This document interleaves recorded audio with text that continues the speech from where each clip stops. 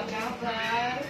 Luar biasa baik, puji Tuhan, sehat-sehat. Ya, terima kasih saya ucapkan untuk Mama yang bersedia memberikan kesempatan waktu untuk saya wawancarai pagi ini. Nanti yang akan saya pertanyakan beberapa hal seputar pengambilan keputusan berbasis nilai-nilai kebajikan sebagai seorang pemimpin sekolah ini. Jadi ya kita langsung saja ya Mama ya.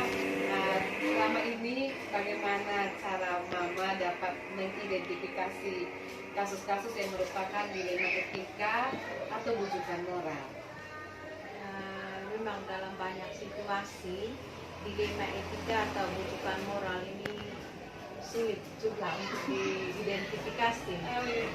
Namun ada beberapa cara yang dapat membantu kita dalam mengidentifikasi kasus-kasus tersebut. Misalkan pertimbangkan konflik antara nilai-nilai. Dalam dilema etika ini atau bujukan moral ini terdapat konflik antara nilai-nilai yang berbeda. Misalnya jika ada keputusan yang harus diambil yang melibatkan kepentingan individu melawan kepentingan kolektif, maka ini bisa menjadi kasus yang memiliki konflik antara nilai-nilai itu. Ini selama Mama menjadi kepala sekolah di tempat ini, bagaimana cara Mama menjalankan pengambilan keputusan? Secara umum dalam situasi di mana ada dua kepentingan yang sama-sama benar atau sama-sama penting dalam pengambilan keputusan di sekolah ini, saya biasanya mempertimbangkan berbagai faktor termasuk nilai-nilai moral dan etika, kepentingan siswa, kepentingan guru, serta implikasi jangka panjang terhadap keputusan-keputusan yang dibuat. Kemudian langkah-langkah atau prosedur seperti apa yang biasa Mama lakukan selama ini dalam pengambilan keputusan? Langkah-langkah seperti apa yang Mama buat? Langkah-langkah yang dapat membantu saya dalam proses pengambilan keputusan ini yang lebih baik ini adalah yang pertama itu identifikasi masalah secara jelas dan terperinci, kemudian mengumpulkan informasi yang relevan atau data yang relevan, kemudian identifikasi opsi yang tersedia. Hal-hal apa saja yang Mama anggap efektif dalam pengambilan keputusan, terutama pada kasus-kasus yang masuk dalam dilema etika? Mengambil keputusan dalam kasus dilema etika ini ada beberapa faktor yang dapat mempermudah proses pengambilan keputusan. Misalnya tadi mungkin saya sudah jelaskan tadi yang pertama itu mengumpulkan informasi. Dalam mengambil keputusan sangat penting untuk mengumpulkan informasi yang diperlukan tentang situasi atau masalah yang dihadapi. Selama ini apa yang Mama anggap sudah efektif dalam pengambilan keputusan terkait kasus-kasus dilema etika? Dalam situasi dilema etika ini seringkali memang merupakan proses yang sulit dan kompleks. Namun dengan mempertimbangkan nilai-nilai etis dan moral yang terlibat, implikasi jangka panjang dan menerima masukan dari berbagai pihak, saya rasa keputusan yang diambil bisa tepat. Yang penting kita jangan mengambil keputusan sendiri, tapi melihat kepentingan banyak orang. Apa yang merupakan tantangan Mama dalam pengambilan keputusan-keputusan, terutama pada kasus-kasus dilema etika? Pengambilan keputusan dalam kasus dilema etika yang dapat menimbulkan yang kompleks dan sulit diatasi, saya rasa yang pertama itu kompleksitas masalah. Masalah dilema etika seringkali kompleks dan sulit dipecahkan karena melibatkan nilai-nilai yang saling bertentangan dan tidak jelas mana yang harus diutamakan. Kemudian yang kedua, kurangnya informasi. Keputusan yang baik yang memerlukan data dan informasi yang akurat. Pandangan yang berbeda tentang nilai dan etika, sehingga membuat keputusan yang dibuat dalam kasus dilema etika mungkin sulit untuk diterima oleh semua orang. Nah, apakah Mama memiliki sebuah jadwal atau tata cara tertentu dalam sebuah penyelesaian kasus dilema etika, atau Mama langsung menyelesaikan di tempat, atau Mama memiliki jadwal untuk menyelesaikannya, atau seperti apa Mama menjalankan? Pertanyaan ini memang yang ini pekerjaan ya, hari-hari ini sudah ya. Baik, prosedur tata kelola dilema etika yang saya alami selama ini. Nah, saya selalu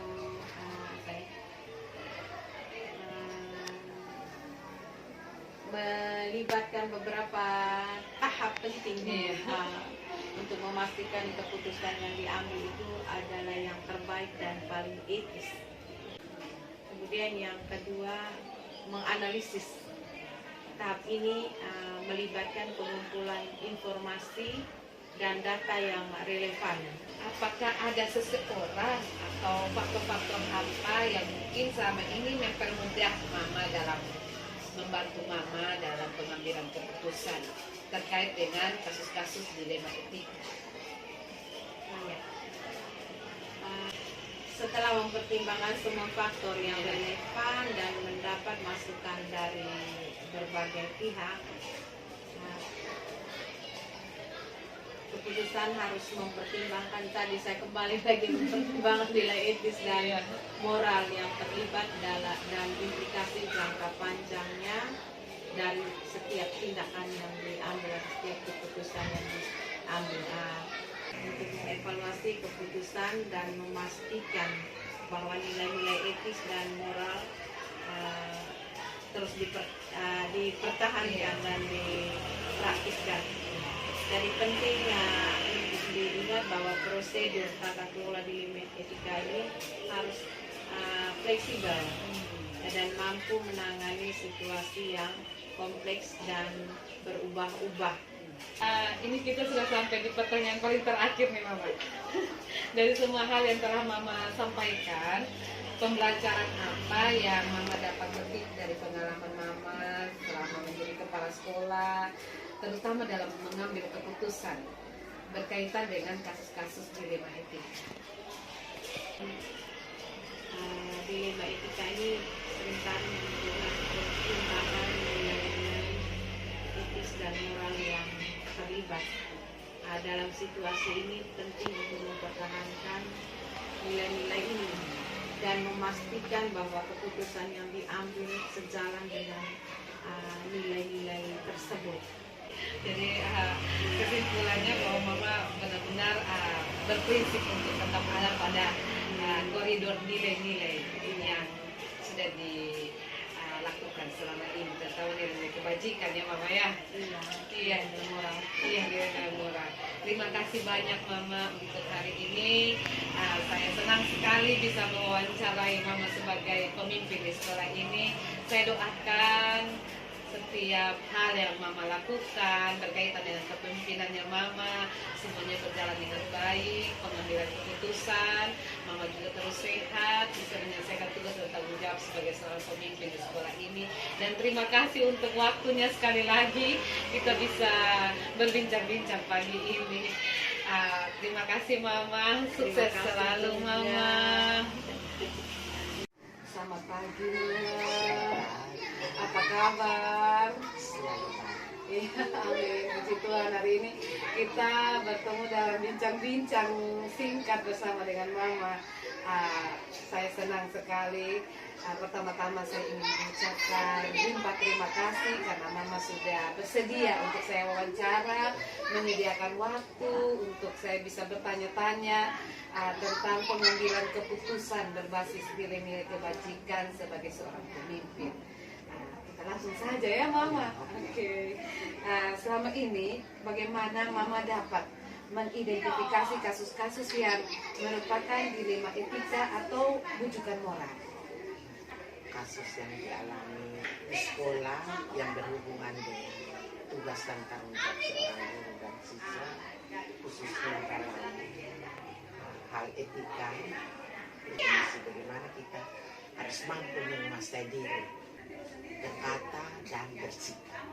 Selama ini bagaimana Mama menjalankan pengambilan keputusan di sekolah, terutama untuk kasus-kasus yang ada dua kepentingan yang sama-sama benar atau sama-sama mengandung nilai kewajiban?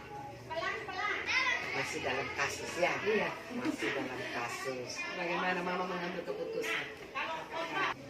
Saya dengan guru tersebut berdiskusi, lalu saya sampaikan pembelajaran itu berhasil, ada pendukung.